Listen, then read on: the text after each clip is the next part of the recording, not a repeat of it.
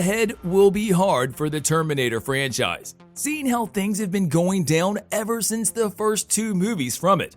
However, we think that some changes along the way, big ones, could turn things around, starting off with the question of what to do with Jon Connor, who seems like out of place right now, while also bringing back Arnold's villainous T-800 from the first two movies into play.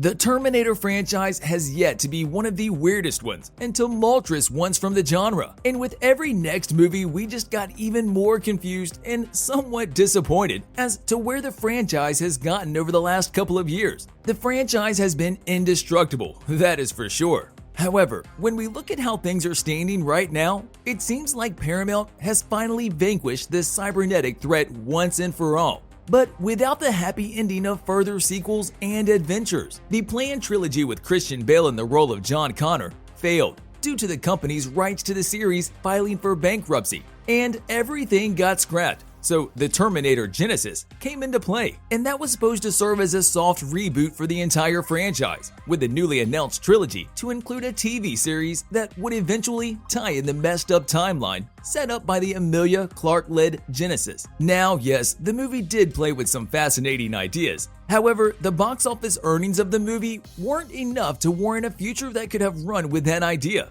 which eventually led the franchise down a darker path. Another movie came out, Terminator Dark Fate, which was an even bigger failure when the box office side of things is concerned, mounting only half of its predecessor.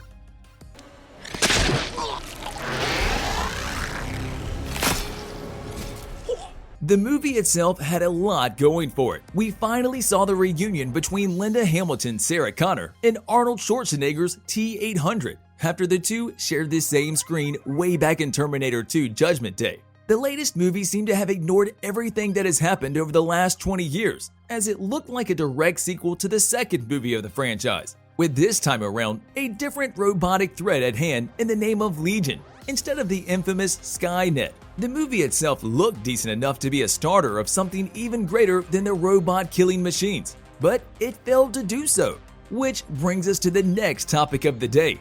Do fans even want another Terminator movie? A seventh in line?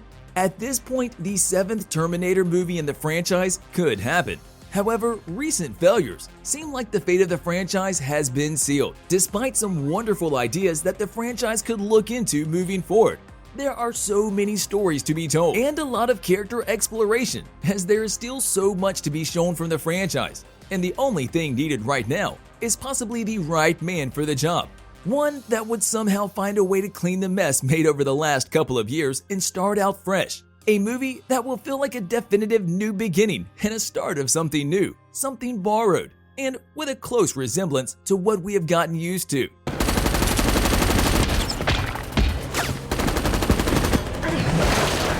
Despite starting strong, the Terminator franchise has struggled on the critic side of things, which, after the original Terminator, critically acclaimed sci-fi horror hit in 1984, that made a star out of Arnold with his T-800 villain portrayal.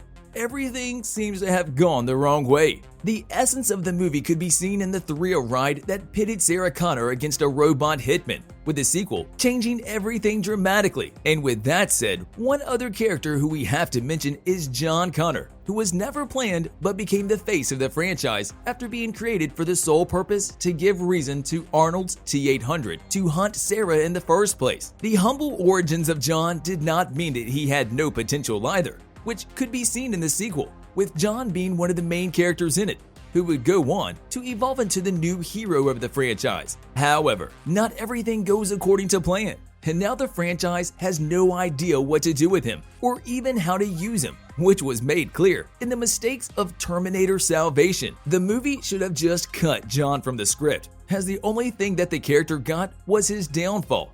Then came Terminator Genesis, which simply wasted the character. Yes, the idea of him being the villain of the story sounded interesting, but it looked like the character had no purpose by the end of things. Which brings us to Terminator Dark Fate, Jon, whose twist was plainly obvious. So moving forward, the franchise has two options for the character. Either let Jon make a name for himself, bring him to the light in some way, a journey he would have to walk alone to prove himself worthy, or simply cut him out. Whatever the case may be, we think that Jon will either have to play a crucial role that would suit the character, and for the first time in his life, to show his potential of being a leader in a movie, or not in it at all, not just some scuffed version of the character that we in some way have to acknowledge his existence and purpose in the given timeline, of course.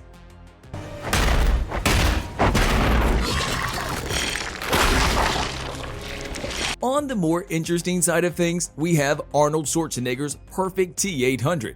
But the one from the first two movies, especially the second one, Terminator II Judgment Day, which is regarded as the best movie of the franchise to this date. Arnold, as a model of the T-800, allowed the movie to cement the franchise's central characters, including him as one of the best science fiction icons we know them to be this day. Since then, the other iterations of the character, whether he is on the good side or the bad one, all failed to hit the heights of their predecessors. Thus, as a result, the seventh Terminator movie would have to restore the qualities that made him such a beloved and iconic character. The other big thing that the fans liked about the character was his funny one-liners, and how the character became a hero by the end of the movie, based on his actions and not the history of the franchise, which are two very different things. This is the formula the seventh movie might look into, as it is the one that will bring a lot of old and new fans to the franchise. After all, the whole change might shock us at first, but also leave us in awe of the sight,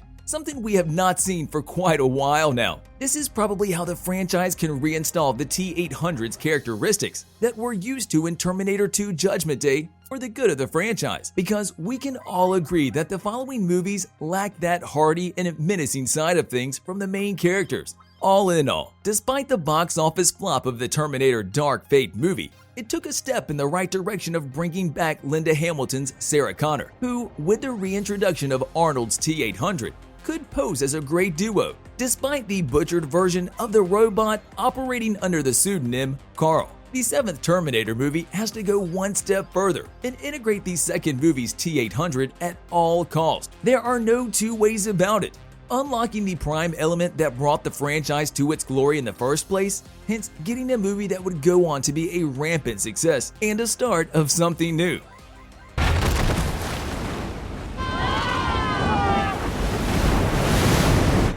On a related note, tell us down in the comments below, what are your thoughts on the Terminator franchise so far?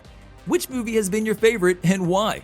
And don't forget to like, subscribe, and hit the bell icon if you would like to see more videos like this in the future. Thank you for watching, and we'll see you next time.